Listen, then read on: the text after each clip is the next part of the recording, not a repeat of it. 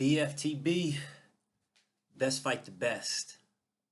So, I'm just like going back and forth debating with these guys, these people on YouTube, and they're talking about Tyson Fury, Dillian White, Luis Ortiz, and the AJ contract. I'm just like, bro, what the fuck are you guys not getting? Like, what are you not getting? They are trying every and anything, saying every and anything to avoid every and anything. I'm like, dude, what are you talking about? Yo, not to derail this topic, but Tyson Fury ain't shit.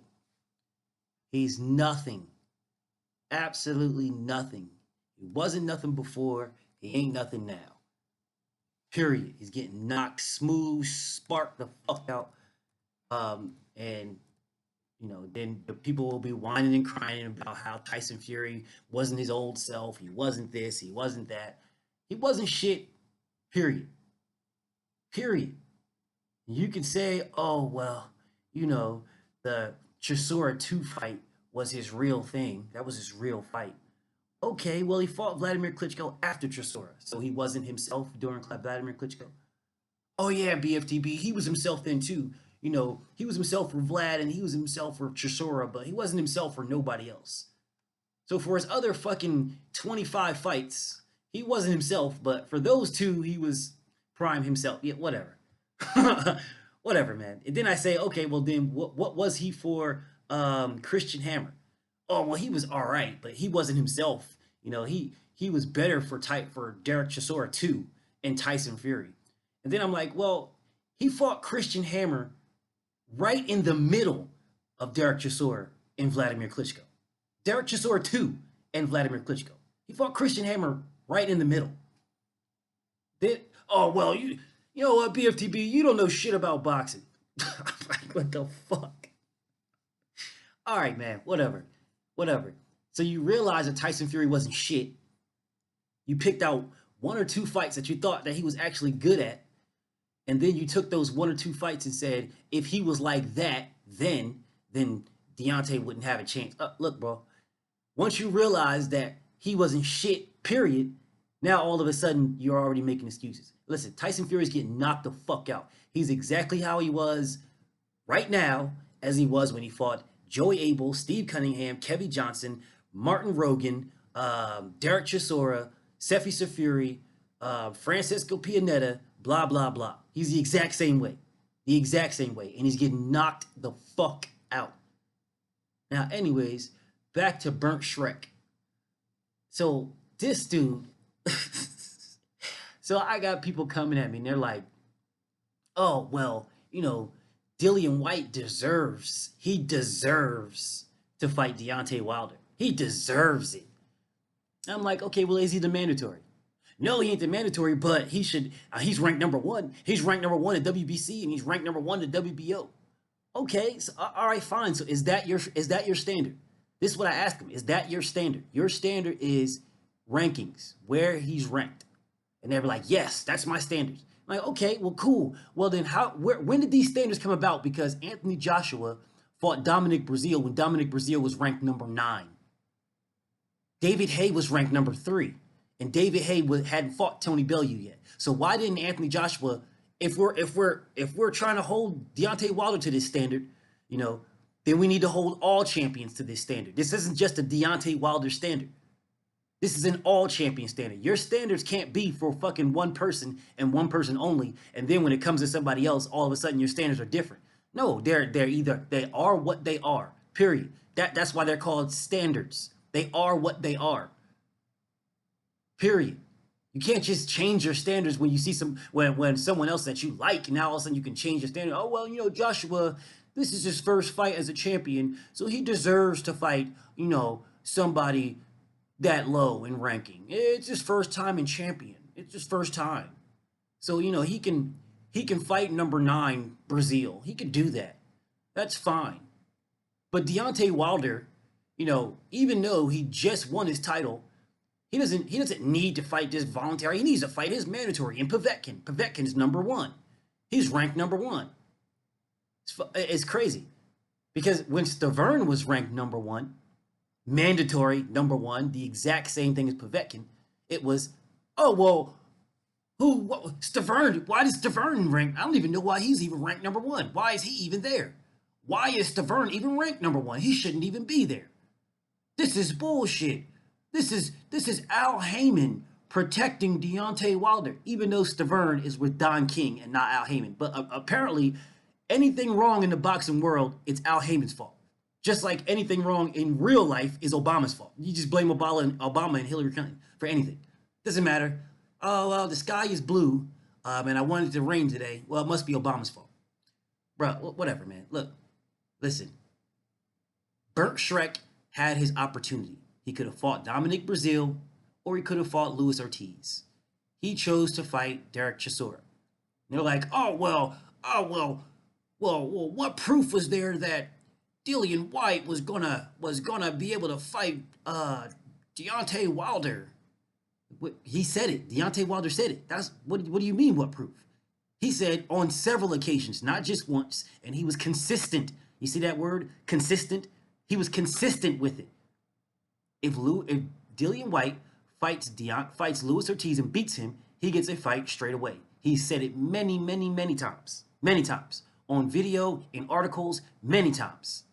So there was no confusion. There was no haze about what Burnt Shrek was going to be able to do had he beat Luis Ortiz. He just knew good and damn well he was getting stretched and didn't want to do that.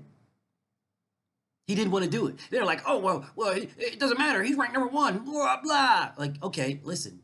What you don't realize is that Burnt Shrek is the WBC silver champion.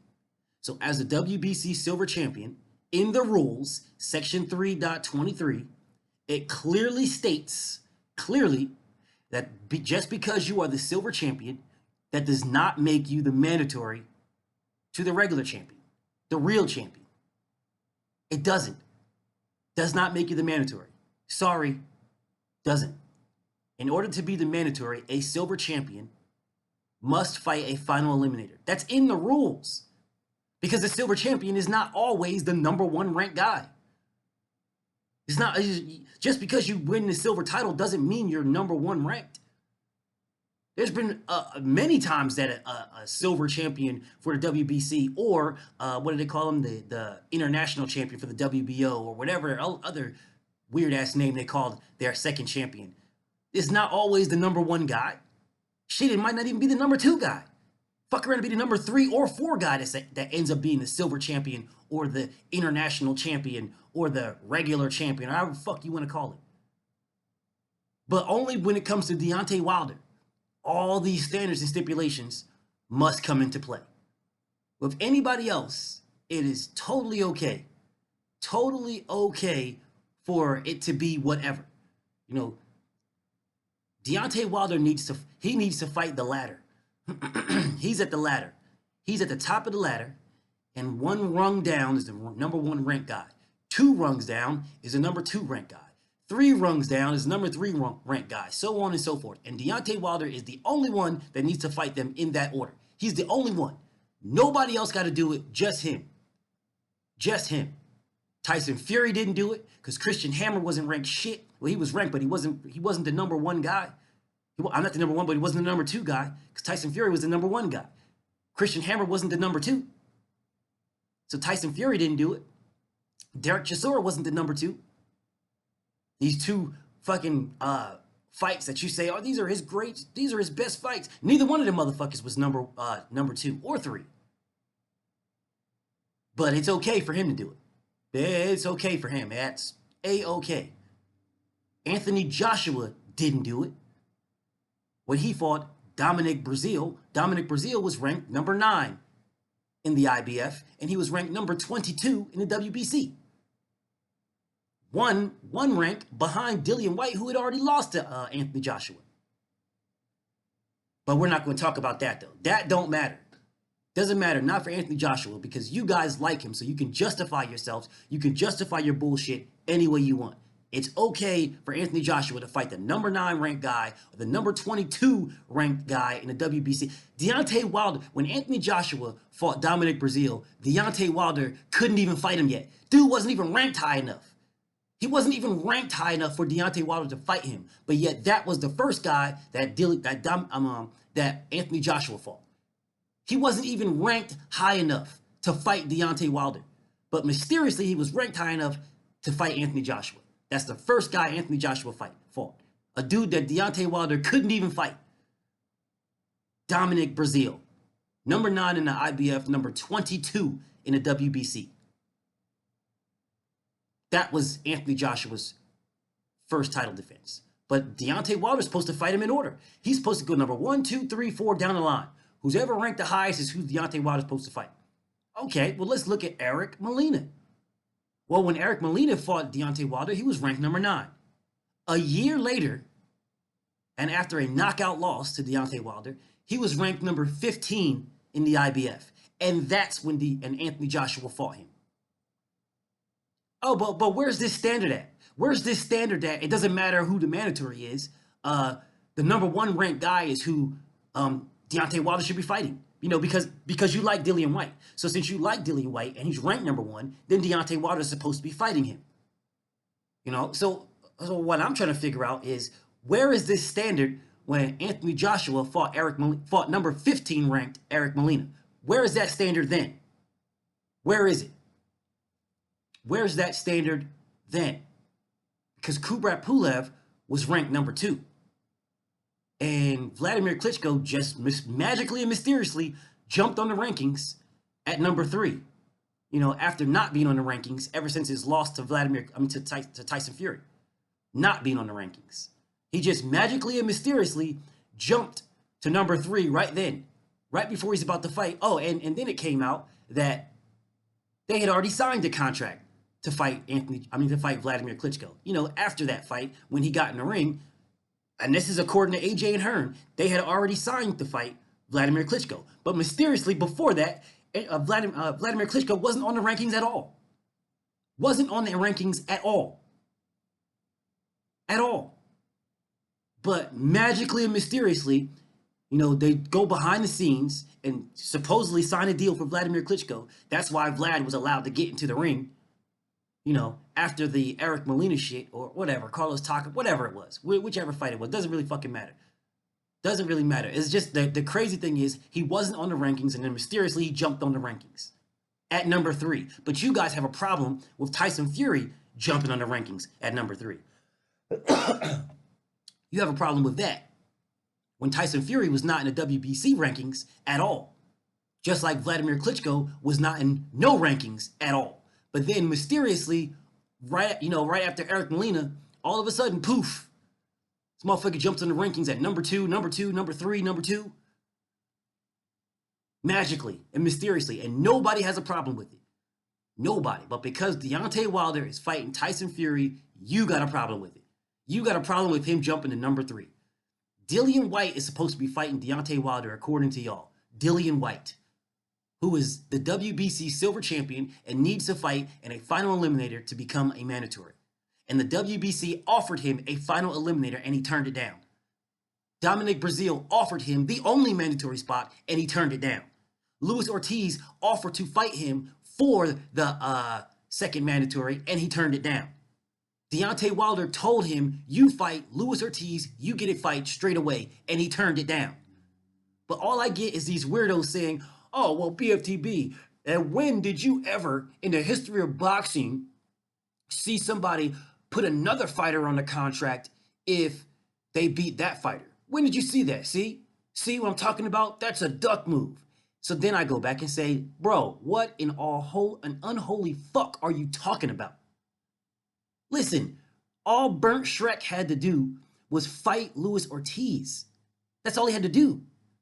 Now let's dive into this a little bit more and see even more how fucking stupid this sounds. Eddie Hearn himself said, I want an all-British, undisputed heavyweight championship fight between Dillian Whyte and Anthony Joshua. That's what he said. He said he believes Dillian Whyte beats Deontay Wilder. That's what he said several times. So if Dillian Whyte beats Deontay Wilder and you want a Dillian Whyte versus Joshua all UK undisputed heavyweight championship fight, well then Deontay Wilder gave you exactly what you asked for. He gave you what you asked for. You put Anthony Joshua on the contract. Anthony Joshua and Dillian Whyte are in the Matchroom stable. Both of them. It's super easy to negotiate those terms. You're negotiating with yourself. You're the one that came out and said, when Anthony Joshua said, oh, I signed my half of the contract and I sent it over to Wilder. I'm just waiting on him. And then when we called his ass and called him out, and all of a sudden it's, oh, well, you know, Anthony Joshua doesn't sign for himself. He works for Matchroom, which means he worked for me. So I signed for him. So me signing in his name spot is just like him signing. Well, Dillian Whyte works for Matchroom too. So you in all honesty don't need either one of them in the same room. You can get your lawyers to draft a contract and you can sign for both Dillian Whyte and Anthony Joshua. All you got to do is tell them when the date is. So don't come at me with this bullshit about how, oh, well, when have you ever heard this on a contract? Deontay Wilder was doing you a favor. He was doing you a favor. You said you wanted Dillian Whyte versus Anthony Joshua, an all-UK undisputed heavyweight championship fight. So if Deontay Wilder is saying, okay, well, I want Anthony Joshua, you want me to fight Dillian Whyte, I will help you out, right?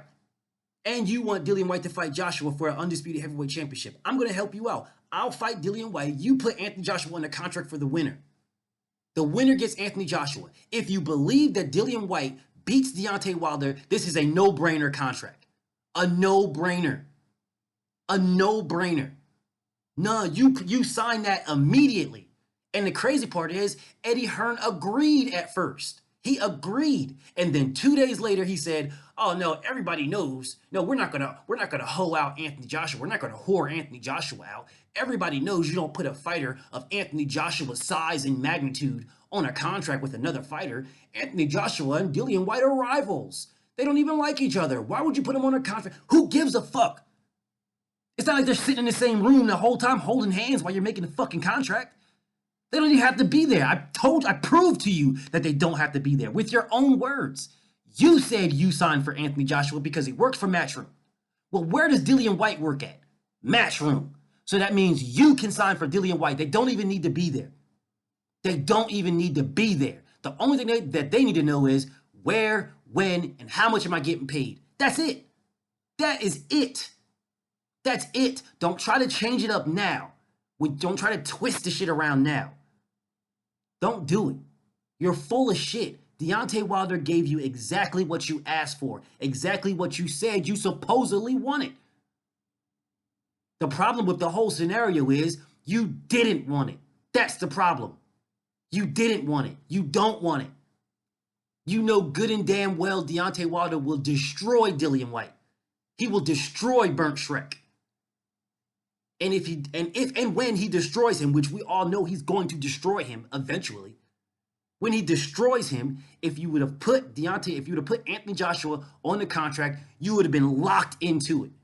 You would have been locked into it. And even that is supposedly what you want anyway. You've been clamoring like a bitch talking about, oh, we're desperate for this fight. We're desperate. Well, he's saying, put Anthony Joshua on the contract. He's not even saying of what money it is. He's not saying how much money, but the term. He's just saying put the man on the contract. He's just saying the winner between me and Burnt Shrek gets Anthony Joshua.